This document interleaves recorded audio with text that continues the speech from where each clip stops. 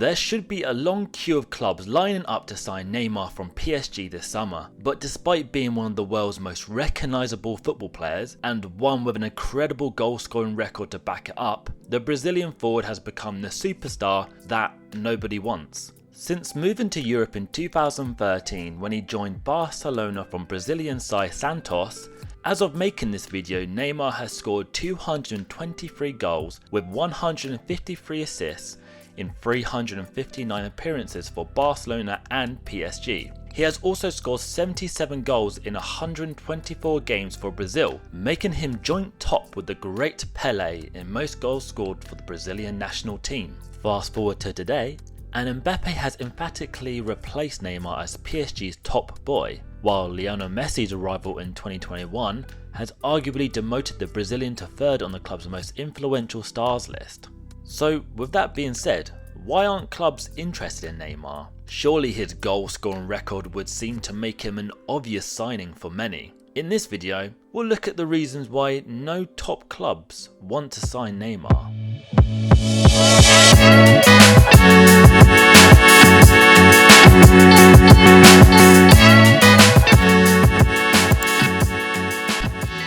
Despite PSG's Qatari owners' enormous wealth, the club must project the image of being run as a viable business, so reducing the wage bill is a must. According to a recent report by Football Benchmark, in the 2021-22 season, PSG recorded €389 million in losses, this being the highest figure in Europe. It has been noted that the UEFA Financial Fair Play allows each club to spend 90% of their income on salaries and commissions to agents. Last August, UEFA handed the current League One leaders a fine of €65 million, of which they had to pay €10 million up front, and the other €55 million would be paid in the event of another FFP breach. Le Parisien revealed that the club spent €728 million on salaries last season. A good part of that money went to contracts of Donnarumma, Sergio Ramos, Hakimi and Messi, which explains the financial losses they suffer year on year.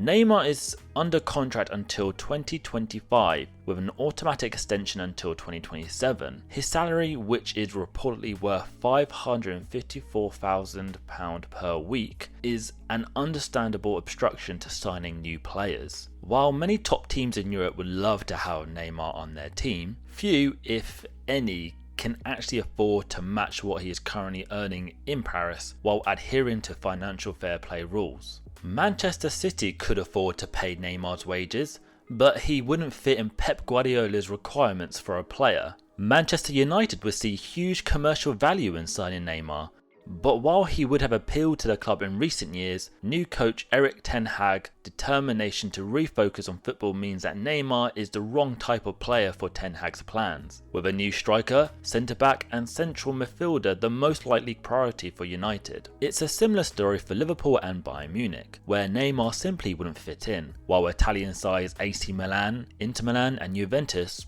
couldn't afford him. But there is Chelsea and new owner Todd Boehly, who are probably the only viable option who could actually afford the player and potentially fit into the squad. But he has already spent £600 million on new transfers, and with the current team's performance and a new manager coming in the summer, Neymar may not be in their plans.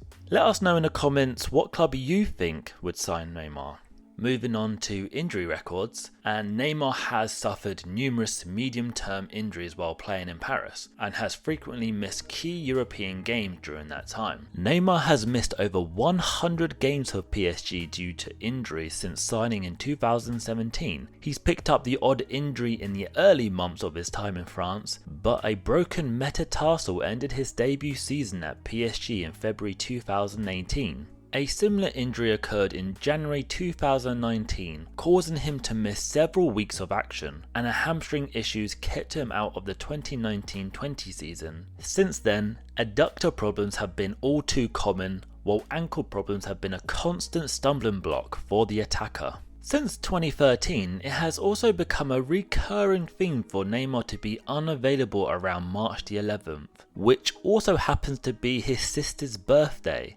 In fact, he's been injured 9 times since 2013 around that time. Coincidence? However, the 31-year-old still has an impressive record for PSG, scoring 118 goals in 173 appearances, a rate higher than he did for Barcelona, but he still hasn't been able to lead PSG to that European Champions title. And now getting towards the later stages of his career, while he is undeniably a world-class player, are clubs willing to invest a large sum of money in a player who is frequently injured and would not be a long-term project? Then there are the off-field controversies surrounding Neymar. In 2019, he was accused of rape by a woman in Brazil, although the charges were eventually dropped due to a lack of evidence. Furthermore, he has also been involved in legal disputes with his former club Barcelona over a disputed loyalty bonus payment, which resulted in a court battle. Neymar has been criticised for his behaviour both on and off the pitch. In 2020, he was given a 2-match ban for punching a fan after PSG's defeat in the French Cup final. He has also been accused of diving and play acting during matches, as well as an on-field dispute with teammate Mbappe in August 2020, when the forwards clashed in a win over Montpellier when Neymar prevented Mbappe, who has seen an earlier penalty save, from taking another spot kick, ignoring the order of penalty takers assigned by boss Christophe Galtier. Sergio Ramos reportedly had to separate the two stars in the dressing room after the match. Overall, no doubt this has led to criticism from fans and pundits on Neymar's attitude.